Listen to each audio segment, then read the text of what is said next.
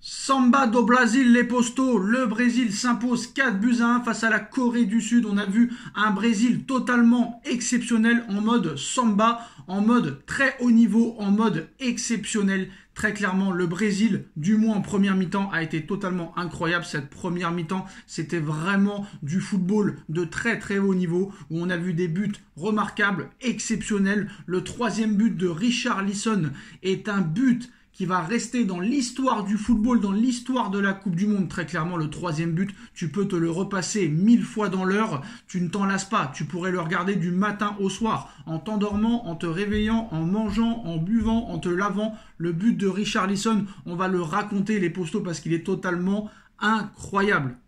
Je ne m'en lasse pas de regarder ce but de Richarlison qui met que des beaux buts depuis ce début de Coupe du Monde. Alors ça a commencé à la 7e minute, déjà très beau but de Vinicius Junior, ce petit piqué exceptionnel qui permet au Brésil d'ouvrir le score. Là, on sent que ça va être très compliqué pour les Coréens. Alors, il faut quand même aussi admettre que la Corée a voulu jouer, ne s'est pas resté regroupé derrière, à 11 derrière. Franchement, voilà, la Corée du Sud a ouvert le jeu. Qu'est-ce que ça aurait pu donner contre une équipe qui aurait mis le mur de Berlin derrière, ou le bus ou le camion? Ça, on ne sait pas. Très clairement, on verra ce qui se passera contre la Croatie, parce que la Croatie, c'est pas la Corée du Sud. La Croatie, finaliste en titre, et la Croatie, surtout, est connue pour jouer à 11 derrière.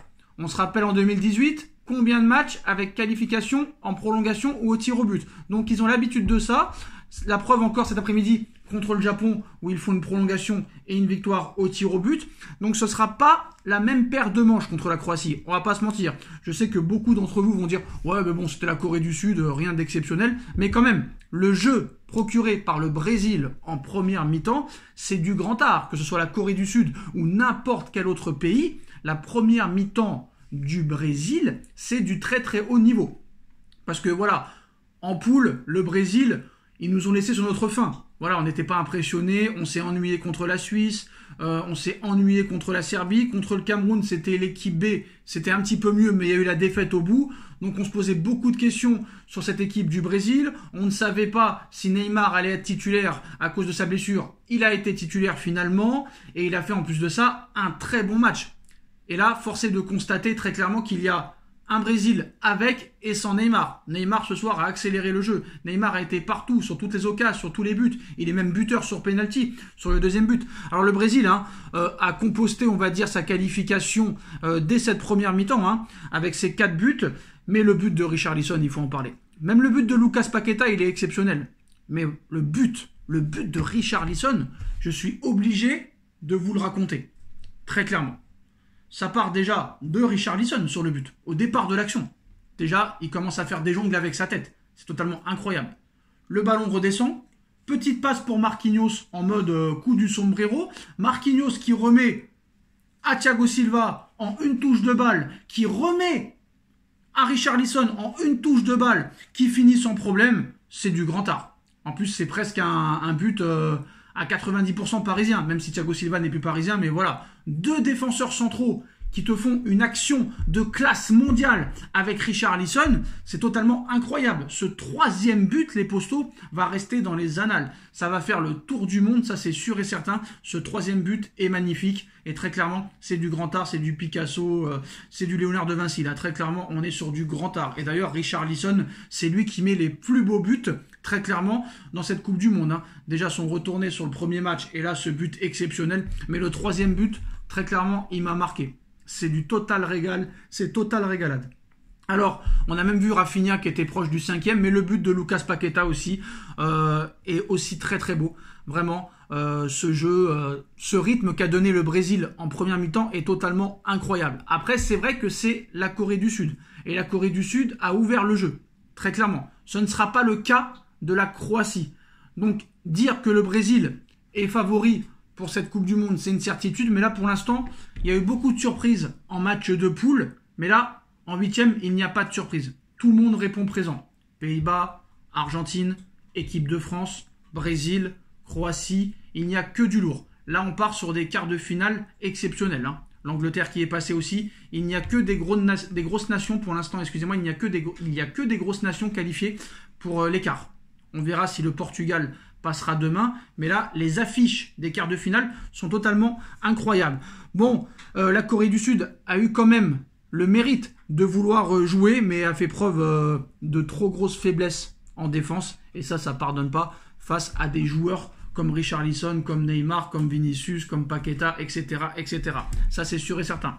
Après, le petit regret que j'ai, c'est que le Brésil s'est complètement arrêté de jouer à partir de la 57e, 58e minute de jeu. Bon, c'est vrai que je pense qu'il ne voulait pas prendre de risques et de pas tout donner contre la Corée du Sud quand tu mènes 4-0. On peut les comprendre. Mais voilà. Après, bon, moi, j'ai les latéraux un peu du Brésil, il y a quand même quelques lacunes, on a vu en deuxième mi-temps, mais on ne peut pas en tenir compte, vu que le Brésil en deuxième mi-temps, et sur la dernière demi-heure du match, a laissé un petit peu retomber la pression et a joué un petit peu à 2 à l'heure. Mais c'est vrai que ce quatuor offensif, Rafinha, Neymar, Vinicius Junior et Richarlison, est totalement incroyable et impressionnant. Comme celui de l'équipe de France, par exemple, Griezmann, Giroud, Dembélé, Mbappé.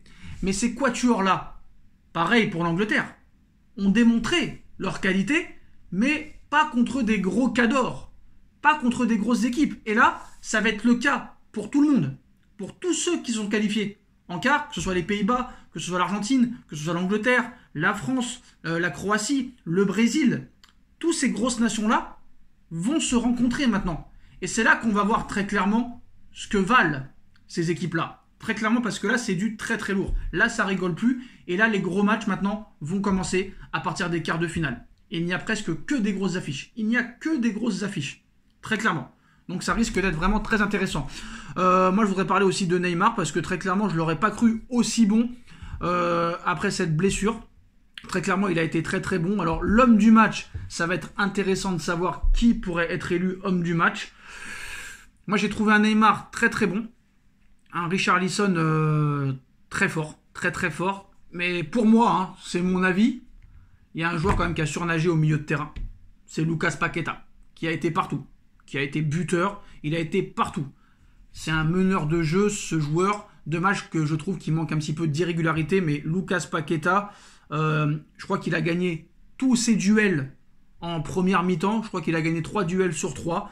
Il a aussi surtout marqué son premier but lors de ce mondial. Il fait le centre, à un moment donné, un centre exceptionnel pour Vinicius. C'est exceptionnel. Il s'est présenté aussi très très, on va dire, il a été disponible partout au milieu de terrain. Même offensivement, il a apporté quelque chose, alors que tu as un quatuor devant quand même assez exceptionnel. Donc voilà, il aurait pu donner aussi il aurait pu faire plus de passes décisives si tout le monde avait mis les occasions du Brésil.